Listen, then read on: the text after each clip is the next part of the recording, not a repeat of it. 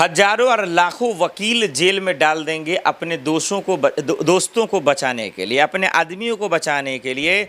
जितने वकील उतारने पड़े, जितने बड़े वकील उतारने पड़े, हम सबको उतार देंगे। ये कहना है चंद्रशेखर आज़ाद जी का। लेकिन ऐसा वो कह क्यों रहे हैं?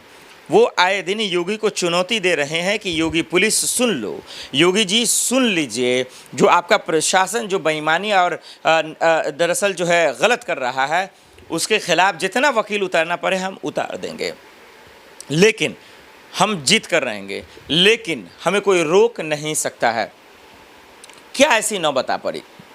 एक तरफ चंद्रशेखर आज़ाद अलग मामलों में फंसे हुए हैं, महिला आयोग है, लड़की रोहिणी वाला मामला है जो यौन शोषण के आरोप लगे हैं, और दूसरी तरफ प्रयागराज का जो कांड है वो हम सबके सामने है, जो भीम आर्मी सेना और योगी पुलिस के बीच में जो हम सबको देखने को मिला, जिसमें भीम आर्मी के कई सेना जो है सलाखों के पीछे है जेल में।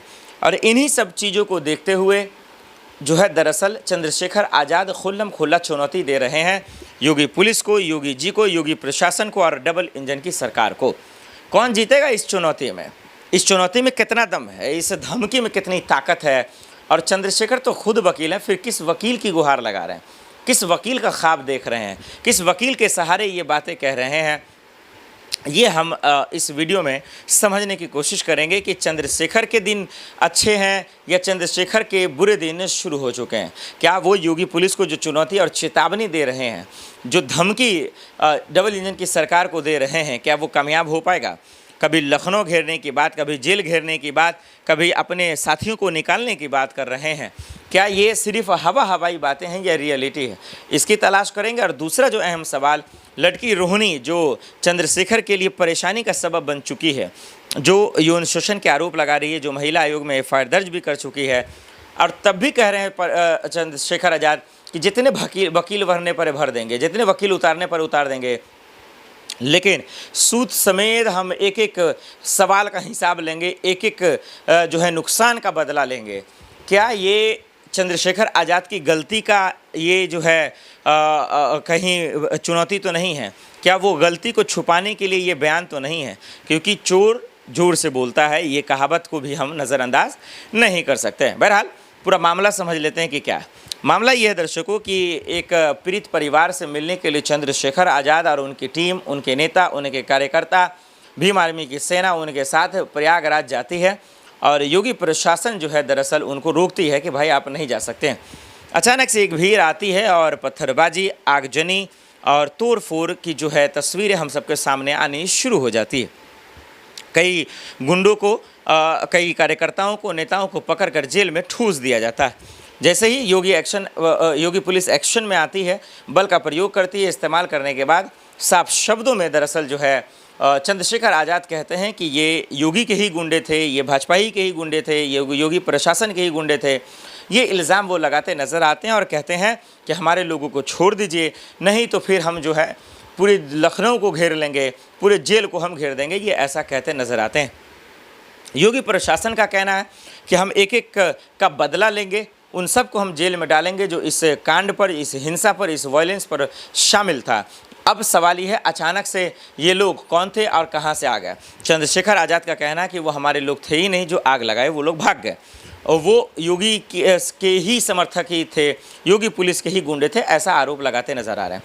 चंद्रशेखर का ये भी कहना है कि भाई प्रशासन उसका है, इंटेलिजेंस उनका है, IB उनका है, सुरक्षाकर्मी उनका है, जाँच की जिम्मेदारी उनकी है, प्रशासन उनका है, फिर उसके बाद घटना को अंजाम किसने दिया और कैसे दिया, ये जवाबदेही उसकी है।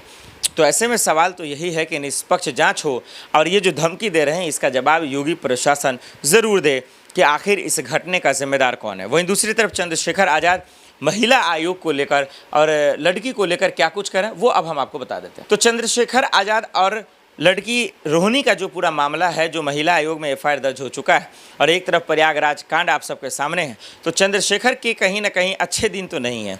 इन दिनों वो परेशान है, वो विचलित है, वो बेचैन है, और हो भी क्यों ना, जब उनके वाकई में कार्यकर्ता जेल में हों, जब उन पर यौन शोषण का आरोप लगे, एफआईआर दर्ज हो जाए तो कहीं ना कहीं परेशानियां तो सामने आ ही जाती हैं। तो एक तरफ योगी पुलिस को वो चुनौती दे रहे हैं, योगी जी को जो है चेतावनी दे रहे हैं कि हम पूरा लखनऊ भर देंगे, ये वो। वही महिला आयोग में उनके खिलाफ एफआईआर दर्ज हो चुका है।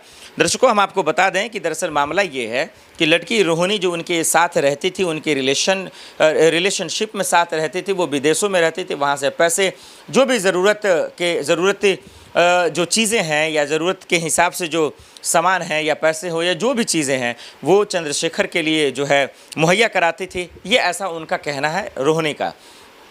लेकिन जब पर्सनल रिलेशनशिप में जब जिम्मेदारियों की बात आती है, जब शादी की बात आती है, तो फिर वो बैकफुट पे आ जाते हैं चंद्रशेखर आज़ाद, ऐसा लड़की रोहिणी का कहना। लड़की रोहिणी का ये भी कहना है कि चंद्रशेखर अपना मनमाना करते हैं, वो लड़कियों के साथ खिलवाड़ करते हैं, ये उनका रवैया है, ये उनका कैरेक्टर है। वो भले ही सांसद हो चुके हैं लेकिन वो संसद के लायक नहीं हैं। अब जो लड़की कह रही है, अगर ये सच साबित हो जाता है तो फिर उनको संसद सदस्यता से इस्तीफ़ा देना पड़ेगा और उनको जेल भी जाना पड़ेगा, और इसके लिए वो महिला आयोग में एफआईआर भी दर्ज करा चुकी है। हालांकि इसके बाद कोई एक्शन नहीं हुआ है। तो क्या इन सब का जवाब चंद्रशेखर आज़ाद के पास है? क्या चंद्रशेखर आज़ाद इसका जवाब दे भी पाएंगे? क्या वो वाकई में वो सच उगल पाएंगे, जो सच पूरा हिंदुस्तान सुनना चाहता है कि ये लड़की जो कह रही है क्या वो सच है या गलत है? क्या योगी पुलिस इस पर कोई एक्शन लेगा? क्या महिला आयोग उस लड़की को इंसाफ दिला पाएगा, या वाकई में सियासत के बीच में, संसद के बीच में क्या वो लड़की कमज़ोर पड़ जाएगी? क्या सिस्टम के आगे झुक जाएगी? क्या सिस्टम उनको इंसाफ दिला पाएगा? ये तमाम सवाल है। और वो ये मैं ऐसा इसलिए कह रहा हूँ क्योंकि वो लड़की यानी कि रोहिणी ये खुद कह रही है कि कम से कम 20 से 25 केस उस पर हो चुके हैं, लेकिन उनके पास पावर है, वो खुद वकील हैं, वो ताकतवर हैं, उनका कोई कुछ बिगाड़ नहीं पाएगा। इसीलिए मैंने ऐसा कहा।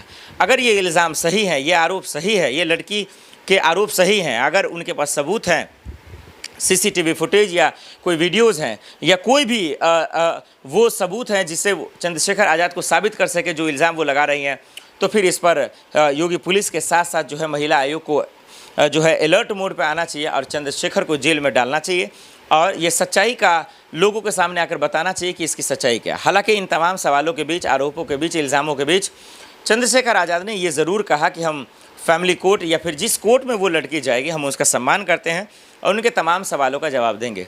तो एक तरफ प्रयागराज कांड है, दूसरी तरफ चंद्रशेखर आज़ाद योगी पुलिस को चुनौती दे रहे हैं, और तीसरी तरफ इसे लड़की रोहिणी का मामला है। इस पूरे चक्रव्यूह में चंद्रशेखर तो फंसते नज़र आ रहे हैं। इसे जीतेंगे कैसे?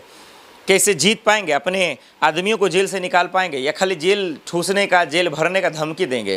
क्या ये लड़की शांत हो गई है? क्या ये अब जो है सवाल और जवाब डालकर एफआईआर दर्ज कर क्या अब ये चुप हो जाएगी? तो फिर इस लड़की पे ही सवाल उठने शुरू हो जाएंगे। क्या वाकई में चंद्रशेखर आज़ाद अपने लड़कों को बचाने के साथ साथ इस लड़की के खिलाफ वकीलों को भी सड़कों पे ला देंगे? क्या जो धमकी दे रहे हैं कि भाई वकील उतार देंगे, जितना महंगा वकील होगा? तो ये कहना क्या चाह रहे हैं? क्या ये बचपना है? क्या ये बेतुका बयान है, गैर जिम्मेदाराना बयान है? और हकीकत है तो फिर हो क्यों नहीं रहा? चुप्पी क्यों है? खामोशी क्यों है? क्या ये खामोशी बेईमानी की शक्ल में बदलती तो नज़र नहीं आ रही है? क्या ये चुप्पी ये बताता है कि चोर जो है दरअसल वो शोर मचा रहा था और अब खामोश है? तमाम अहम सवाल है, लेकिन मुझे पता है सुप्रीम कोर्ट या कानून व्यवस्था या सिस्टम चंद मिनटों के लिए, सेकंडों के लिए शांत और सबूतों के लिए इंतज़ार कर सकता है, लेकिन पब्लिक से कौन बच सकता है? जनता जनार्दन है, उनसे कौन बच सकता है? जनता से बड़ा दुनिया में कोई माई का लाल अदालत पैदा हुआ नहीं। तो आप अदालत हैं, आप ही फैसला कर सकते हैं। आप लोग कमेंट का दरवाज़ा खुला है।